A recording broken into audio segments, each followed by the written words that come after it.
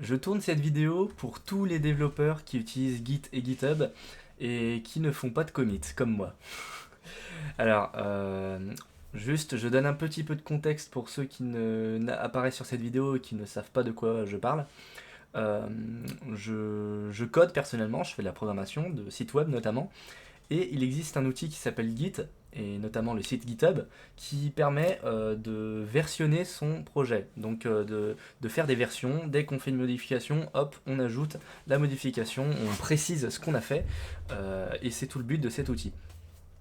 Le problème, c'est que c'est laborieux, en tout cas pour moi. Parce que si j'ai envie d'avoir du coup un suivi, j'ai envie de suivre notamment une convention de nommage pour les Git messages, euh, et donc ça utilise, notamment j'aimerais bien utiliser une version, une convention avec des emojis.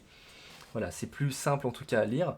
Alors je vais carrément montrer à quoi ressemble un commit, pour ceux qui ne savent pas.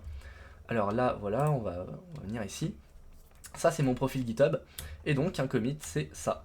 C'est ce petit message là, ici, qui va en fait indiquer qu'est-ce qu'on a modifié sur ces fichiers là.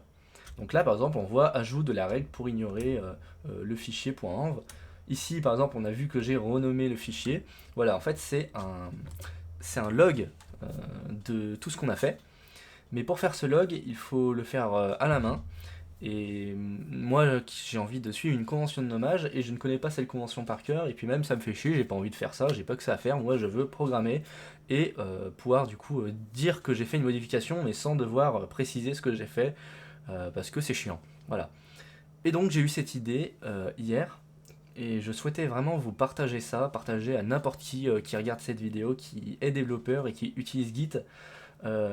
J'aimerais partager cet outil que j'ai créé qui utilise l'intelligence artificielle de OpenAI avec le modèle GPT 3.5 Turbo. Pas besoin de GPT 4, ça fonctionne très bien avec GPT 3.5, ça suffit largement, en tout cas pour ce que ça fait.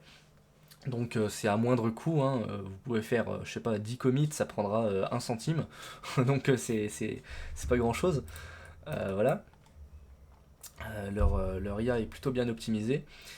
Et donc je souhaitais tout simplement vous montrer, vous faire une petite démonstration directement. Et pour ceux à qui ça intéresse, le lien est dans la description, le lien de mon GitHub avec du coup cet outil, que j'ai nommé d'ailleurs Commit GPT, parce que ça utilise le modèle GPT-3. Alors, imaginez, vous avez un projet, donc là par exemple j'ai mon projet d'étudiant, mon projet web, juste ici, il y a mon serveur qui tourne actuellement hein, en local, un serveur Vue.js, euh, hop, d'ailleurs on le voit pas entièrement, bizarre ça, on va faire un mpn run dev, voilà, il est en train de démarrer, magnifique, et donc voilà, donc c'est un site plutôt banal, hein, plutôt classique. Et on remarque un truc ici, c'est que dans mon code, j'avais fait en sorte que le footer, donc le bas de page, ne s'affiche que quand il est en version ordinateur. Donc là, si je vais réduire ma fenêtre, hop, alors attendez, voilà, si je réduis ma fenêtre, il a complètement disparu. Mais moi, je veux le garder quand même. Je veux quand même le garder et surtout utiliser du CSS pour l'adapter et pas utiliser des variables de vue comme j'ai fait actuellement. Donc on va appliquer ces modifications, donc des modifications que j'ai déjà enregistrées dans mon CTRL Z là. Voilà. Tout ce qui est en vert ici, c'est modifié. Donc là j'avais ajouté si c'est en tablette ou mobile, alors du coup on change des règles de CSS. Et également en haut de ma page, j'ai enlevé du coup ma variable qui permettait de détecter si il était en mobile ou desktop. De toute façon, ça se fait tout seul. Et donc là, j'ai sauvegardé. Voilà, donc on peut voir que ça marche. Hein. Hop.